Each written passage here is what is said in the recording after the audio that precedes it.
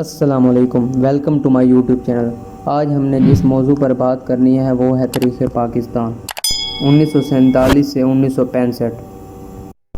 لاکھوں قربانیوں کے بعد حاصل کیا گیا یہ ملک پاکستان، جس میں ہم آزادی سے سانس لے رہے ہیں، آج کل انتہائی نازک صورتحال کا شکار ہے، جس کے ذمہ دار ہم خود ہیں۔ جی ہاں، خود پاکستانی قوم نے ہی اس مقدس سرزمین پر قدم رکھنے کے بعد سے لے کر آج تک اپنی تاریخ ہر اہم موڑ پر جہاں بے مثال قربانیاں دیں، وہیں ان قربانیوں پر کبھی لا علمی، کبھی مصلحت خوشی کوشی اور کبھی بے حسی کی چادر ڈال کر خود کبوتر کی طرح آنکھیں بند کر کے آج خود کو وہاں لا کھڑا کیا ہے کہ شاید بانیان پاکستان اور شہید آن پاکستان روز حشر اسے آسانی سے معاف نہ کر پائیں گے، مگر شاید قدرت ہمیشہ کی طرح ایک بار پھر ہمیں پلٹنے کو کوئی موقع دے اور ہم ایک بار پھر اسے ضائع نہ کریں۔ اس دعا کے ساتھ اپنی قوم تاریخ کے چیدہ اہم واقعات آپ کی خدمت میں پیش کر رہا ہوں۔ میری طرف سے اسے 14 اگست 2010 کی مناسبت سے اپنے وطن کے لیے ایک حقیر سی کاوش سمجھ لیجیے۔ میں نے کسی بھی معاملے پر اپنی ذاتی رائے سے گریز کیا ہے، صرف وہ ہی باتیں تحریر کی ہیں جنہیں میں نے اخبارات اور نیٹ سے سرچ کر کے حاصل کیا ہے۔ پاکستان 14 اگست 1947 کو آزاد ہوا، مگر چند روز قبل یعنی 11 اگست 1947 کو پاکستان کی آئین ساز اسمبلی کا افتتاح کر دیا گیا تھا۔ 15 اگست 1947 کو قائد اعظم نے نومولود مملکت کے گورنر جنرل اور خان لیاقت علی خان نے وزیر اعظم کی حیثیت سے حلف اٹھایا۔ بانی پاکستان کو قیام پاکستان کے بعد وطن کی خدمت کے لیے زیادہ وقت اور موقع نہ مل سکا۔ قائد اعظم نے برصغیر کی سیاست میں 24 سال نہایت سرگرمی اور تندرستی سے گزارے، خصوصاً آخری 10 برس میں بھی، جبکہ آپ کی صحت نہایت مضمحل تھی۔ آپ نے نومولود سلطنت کے مسائل کی طرف ذاتی توجہ دی، جس کے باعث آپ کی مصروفیات بے پناہ بڑھ گئیں۔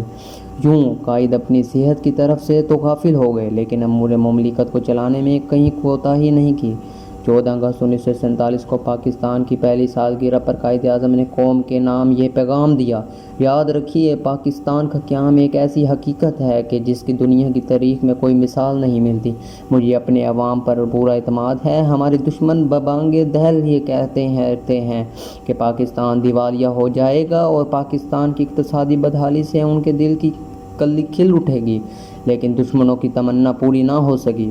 ہمارا پہلا بجٹ تھا۔ تمہاری تجارت کا خوشگوار توازن موجود ہے اور اقتصادی شعبے میں حالات بہتر ہوتے جا رہے ہیں۔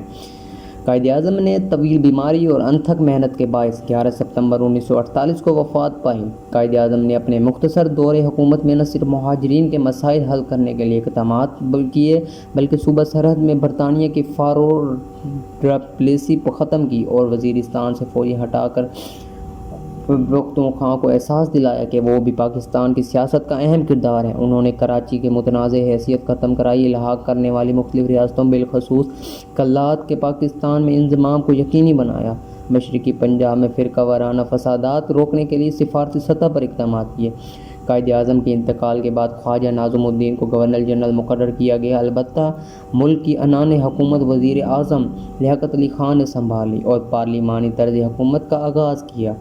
انہوں نے فوری طور پر صوبوں کے سیاسی امور اور حالات کا جائزہ لیتے ہوئے کئی چھوٹے موٹے تنازعات فوری حل کرائے اور پنجاب میں بڑھتی ہوئی سیاسی چپکلشیں کے باعث جنوری 1949 میں پنجاب اسمبلی اور کابینہ کو توڑ دی۔ اس وقت تک پاکستان کا آئین نہیں بنا تھا، لہٰذا گورنمنٹ آف انڈیا ایکٹ 1935 کو عارضی طور پر آئینی اساس قرار دیا گیا۔ لیاقت علی خان نے 12 مارچ 1949 کو آئین سازی میں پیش رفت کے لیے قومی اسمبلی میں قرارداد مقاصد پیش کی، جسے اسمبلی نے فوراً منظور کر لیا، جس کی روشنی میں مختلف مراحل کے بعد 1956 کا آئین لیاقت علی خان کے بعد مرتب کیا گیا۔ 16 اکتوبر 1951 کو لیاقت علی خان کو راولپنڈی کے جلسہ عام میں گولی مار دی گئی۔ لیاقت علی خان کا شہادت کے حوالے سے کئی کہانیاں بیان کی جاتی ہیں۔ جسٹس محمد منیر کی قیادت میں جو انکوائری ہوئی، اس نے تمام امکانات اور پہلوؤں کو جائزہ لینے کے بعد سید اکبر کو قاتل قرار دیا تھا، مگر اس شخص کو کبھی موت کو موقع پر ہی قتل کر دیا گیا تھا۔ ایک تھیوری یہ بھی ہے کہ لیاقت علی خان کا اصل قاتل کوئی اور تھا اور سید اکبر کو صرف استعمال کیا گیا تھا۔ جیسے ہی اس نے قتل کیا، اس نے فوراً بعد اس کو بھی قتل کر دیا گیا۔ تاکہ اصل قاتل سیگا راز میں ہی رہیں۔ 2006 میں امریکہ دفتر خارجہ کے کچھ خفیہ کاغذات شائع کیے گئے، جن میں یہ نیا نظریہ پیش کیا گیا کہ جناب لیاقت علی خان کی شہادت کی ذمہ داری بعض اہم مغربی طاقتوں بالخصوص امریکہ اور برطانیہ پر عائد ہو سکتی ہے۔ یہ دستاویز جواب شائع ہوئی ہے اس تار پر مشتمل ہے جو نئی دہلی کے امریکی سفارت خانے نے 30 اکتوبر 1951 کو دفتر خارجہ کو واشنگٹن میں ارسال کی۔ اس ٹیلی گرام میں متعدد سوالات پوچھے جانے کے بعد بھوپال کا ایک اردو روزنامہ ندیم کے 24 اکتوبر 1951 کے شمارے کا حوالہ دیا گیا ہے، جس میں شواہد کے ساتھ لیاقت علی خان کی شہادت کی ذمہ داری امریکہ پر ڈالی گئی تھی۔ دلی میں امریکی سفارت خانے کے تار میں مذکورہ آرٹیکل کے حوالے سے کہا گیا ہے کہ یہ قتل نہ تو ایک مقامی واقعہ تھا، نہ اس کا تعلق پشتونستان کی تحریک کے ساتھ تھا، اور نہ یہ حقیقت ہے کہ سید اکبر مذہبی جنونی تھا جو بیگم رانا لیاقت علی خان کی سرگرمیوں سے ناراض تھا۔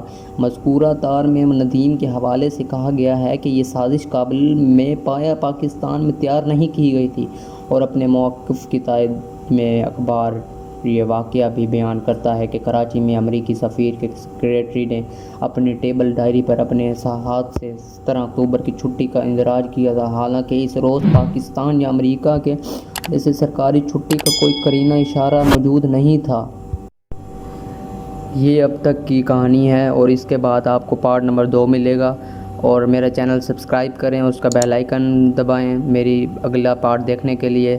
اگر اچھی لگی ہو تو کمنٹ کریں، سبسکرائب کریں، لائک کریں، شیئر کریں۔ شکریہ، اللہ حافظ۔